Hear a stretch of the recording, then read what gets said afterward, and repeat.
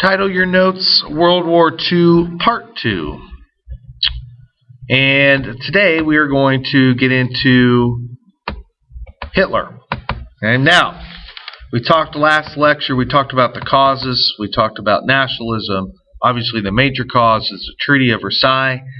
Make sure that's underlined, starred, circled, whatever you need to do. That is the major cause of World War II. But there are other things as well: economic chaos, appeasement, political unrest, our isolationism, imperialism, especially for Japan, and of course our dictators. Okay, today we're going to discuss the major dictator of the time, and that is Adolf Hitler. And we talked about his party. We'll get more into that in today. All right, there is little baby Hitler, born 1889 in actually Austria, Braunau, Austria. Okay, it's important to note that he was actually Austrian. He was not born in Germany, although he always saw himself as a German. He loved the German culture. He was. There are rumors out there that he might have been Jewish. In fact, most historians believe that Hitler himself believed he may have been Jewish or partly Jewish, because there was his father's mother was a single mother, and nobody really knew who the father was, and there was some speculation that because she worked as a maid in a Jewish house, that all that stuff, but nobody knows really for sure. Most historians will agree that he probably was not Jewish or had any Jewish lineage, but Hitler himself wasn't really that sure. Okay, he grew up, wanted to become an artist, and grew up as a Catholic. And in his Catholic church, there was this symbol that was noted, which is the swastika. Actually, it was a very popular symbol even in America before World War II. Hitler kind of ruined that symbol. This actually was a good luck symbol in America during the 20s. But also you could find it in almost every culture in one way or another, and including Native American cultures. And we'll see, and I believe I showed you guys this with the American pilots that went to France in World War I, Lafayette Escadrille. Their symbol was a Native American, and on the headdress of the Native American as their insignia, there was a swastika there too. So very common symbol, and we know he's going to change that and ruin it for everybody else. He was not a good student. He dropped out of high school. He wanted to be an artist. They didn't know. I talked about his grandfather already. I'm not sure who his grandfather was. The name Hitler was actually given to his father. His father's real name was Schitzengluber. So you can imagine that. It would have been a mouthful there. His dad died when Hitler was 14. Okay, Hitler was not a fan of his father. His father beat him almost to death at one point. Dad was very strict, and many people believe that Hitler developed a problem with male authority figures because of his relationship with his father. At the age of 18, his mother died. It was very hard on him, and he will actually go to Linz, Austria, and this is where he mostly grew up. But then from there, after his mother died, he will go off to Vienna to apply for art school, where he gets rejected. At this point in Vienna, he had no money. He was actually living in a homeless shelter or on the streets. And this is where he started making a little bit of money, making postcards. Okay, but he also was exposed to the street politics of the time in Vienna, And many people will trace his anti-Semitic ways back to these street politics, where the people that were homeless were blaming their troubles on the Jewish business owners in Vienna. And also, put on top of that, that Hitler believed that the art schools that rejected him were owned and ran by mostly Jewish people, which in fact they probably were, but he blamed it on the fact that he wasn't Jewish, why he didn't get in. Okay, he was Catholic, and like we said, he was raised Catholic in Linz. I believe this church is actually found in Linz, and but when he becomes a dictator, he'll renounce all religions. And you'll see dictators do that in many circumstances because they want to be the one that people look to, not a deity such as Catholicism, Jesus Christ, or the other religions. They want to be seen, the dictators want to be seen as the deity. Okay. There's another rumor where his anti-Semitic beliefs came from, is that the doctor who treated his mother was Jewish, and when she died of cancer, he was still sending bills after she died. So, I mean, nobody can put a finger on it for sure. Now, when World War I breaks out, he actually tries to join the Austrian army and gets rejected because he was physically unfit. He was a homeless person, probably not in good health. So he tries to go to the Austrian army but gets rejected. So instead he goes to Germany. He'll actually go to southern Germany, Bavaria, Munich, and he gets accepted into the Bavarian infantry unit. Now, as a soldier during World War I, very brave soldier, he actually would volunteer for one of the most dangerous jobs, was a messenger. Obviously, the enemy would like to destroy the message, so you stop the messenger, you're going to stop the message. He would actually be wounded twice during this time and would win the Iron Cross twice. And there's the Iron Cross, very, very high honor during this time, the highest award for valor. He'll rise up to the rank of corporal. He actually earns his second Iron Cross in a mustard gas attack, which temporarily blinds him.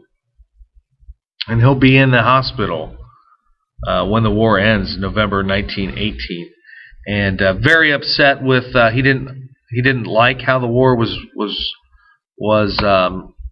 run by the government at that time, and was very outspoken about that in some of his early speeches.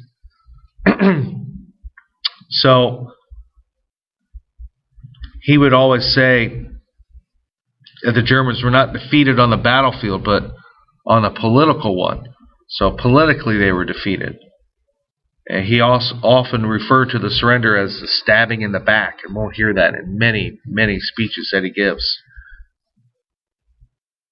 He will then join the National Socialist Party. He actually starts going to these party meetings, doing surveillance for the provisional government at the time, and then really likes their message, and then begins speaking himself. Many disgruntled Germans were attracted to the party at the time because they saw communism as a threat. In fact, when Hitler comes back from the war, Munich, where he decided to live at this point, was under communist rule. And he saw some former World War I soldiers destroy that communist rebellion in Munich. And so he kind of gets behind that movement in that aspect. He will slowly rise to the rank of getting into this Nazi party, and he'll actually win as Nazi president in 1921 by one vote. And at this point, it's a small party, growing in popularity, but pretty small, insignificant party at this point, but growing. Okay, and he wins the presidency by one vote. So you guys know I love the what ifs. What if he didn't win that election? What if you might not have ever heard of him again? but he wins by 1 vote. As early as 1922, as they're growing and growing and growing, he actually tries to overthrow the German government. And it's called the Munich Push, or also more famously called the Beer Hall Push. And they'll try to overthrow the government. It fails. Okay, there's mistakes made by one of the generals. He actually lets some of the people that they kidnapped basically call home, and of course they called the military in to break it up. This is actually a picture of this. Supposedly Hitler was wounded during this time too, where the German soldiers will open fire on the crowd that's walking through the streets. Hitler gets sent to prison for this, for treason. He actually makes this whole speech. The whole trial becomes a political trial, and even though he pleads guilty, he's like, I am guilty. I don't like the way this government's run. It should be run like this. And the trial becomes this whole political rant by Hitler, and actually he gains more power from being arrested than he probably would have in most situations. And he acted for treason. I mean, most people are put to death for treason. He got 14 months in prison. And they put him up in this prison, and besides leaving the walls, he had free reign. He even had a secretary in there. And during this time, he writes his most famous book called Mein Kampf, which is also German for my struggle or my battle.